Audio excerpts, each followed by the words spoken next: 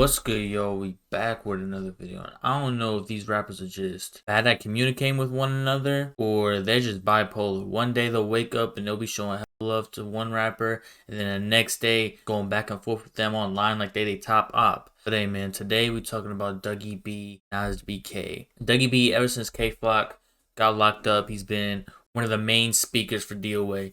He's been in multiple occasions trying to squash beef with a couple rappers that DOA was into it with. He's been one of the main peacemakers on DOA's side. And then you got Nas EBK. The last couple months has really been quiet for him on the music side. I know he's going through a lot with his contract negotiations and the business side of the music, so he's getting that taken care of. But for the most part on the internet, he's been staying out the way. He's been out of the beef. He hasn't really done too much, but it looks like him and Dougie B got into a little back and forth on the internet. And even TTS Tana, a rapper that be around TG and Kenzo, got involved. And it all started when a picture got posted of a K Flock concert. And in the photo, you see K Flock, Dougie B, and then Nas BK in the back. And Dougie B reposted that same picture, but instead of Nas BK's face being in it, ended up putting a clown emoji over it. And he said, "Double trouble," a whole bunch of emojis, "I love you, soul 5 life, Twinski at K Flock." And Nas BK caught wind of this, and he reposted the original picture and put an X over Dougie B's face, and then said, "Free Flock." And then Nas BK reposted a picture of himself with K Flock's "Is You Ready" alongside it. And then he reposted "One Man Army, I Could Never Trip," reposted another picture of himself, and it said, "Y'all squash beef with Tutu but wanna beef with they mans. Heard." And he's basically referencing Dougie B trying to squash beef with Tutu and the GDs a couple months ago. And then Yagi B, he ended up chiming in. He said, "Big DOA, y'all come around for clout and get on here and act like y'all so independent. We never needed nobody for none, 100. In quotations, you wasn't here from the start." Then he reposted a Nas BK snippet with a couple emojis, and then reposted a picture of Dougie B with the same emoji, so it looks like he's not picking sides. He ended up posting a "O in the Grave" song that he had and made it his profile picture. Yeah, I don't know how relevant that is. And then this is where TTS Tana gets involved. TTS Tana basically posted a video of Nas BK getting his girlfriend's face tatted, Jada Kingdom, on him. And TTS Tana basically called him a bozo. And Nas BK seen this and said, "Eat my dick, you like 40 on my dick. Why you mad, gang? You want my life, I get it." And then he said, "Drop every week and get no views," and was begging for a feature, but I'm a bozo. Eat my dick, funny face, the fuck is a Tana. And then he said, "Nah, LMFAO, you start living a good life." And they start munching, giving Ice Spice vibes, and you 40 rapping going nowhere.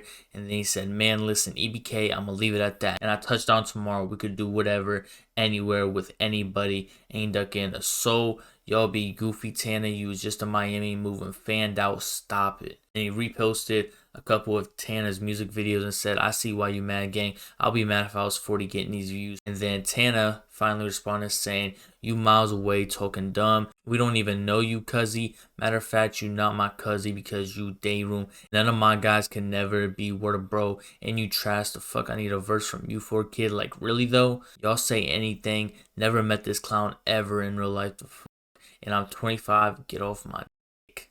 And Dougie B came back and finally responded to Nas BK. He reposted the Young Pappy song "Killer" and said, "I'ma lay his down like he lazy cause I ain't with nothing." Then he wrote a paragraph to end it all off. He said, "This me and K shit, DOA is us, and the real rights know what's up. If you not feeling that, don't jack DOA." I'm guessing that's what he's trying to say. Pick and choose. You don't jack me, mean you don't jack Twin. You don't jack Twin or however he feel, mean I'm on whatever he on. And this my last explanation post to the net ever again. Go get a bag.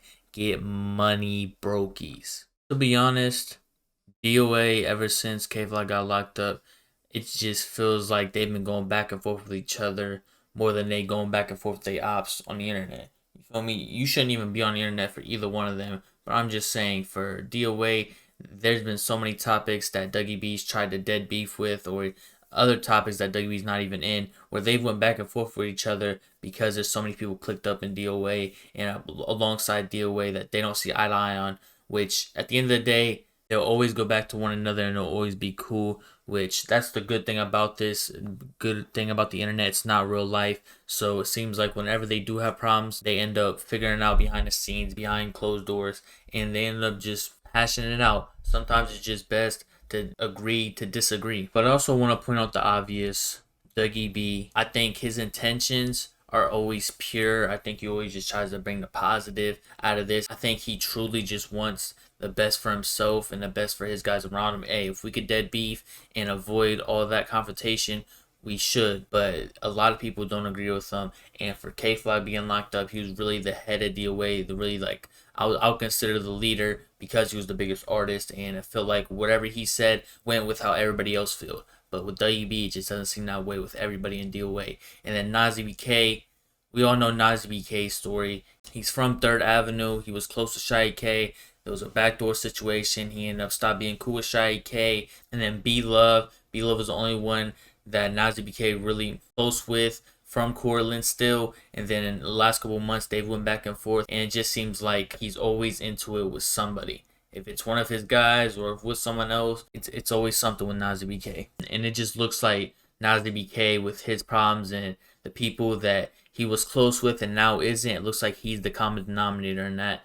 I don't know, maybe it's just all a coincidence with Nas EBK that he's been around the people that he's had to cut ties to and went back and forth with. Maybe it's just all a coincidence. I don't know. Y'all can let me know what y'all think down in the comments down below. I'm gonna get up through it. Appreciate y'all for rocking with me. Keep doing me. Be safe. Stay dangerous.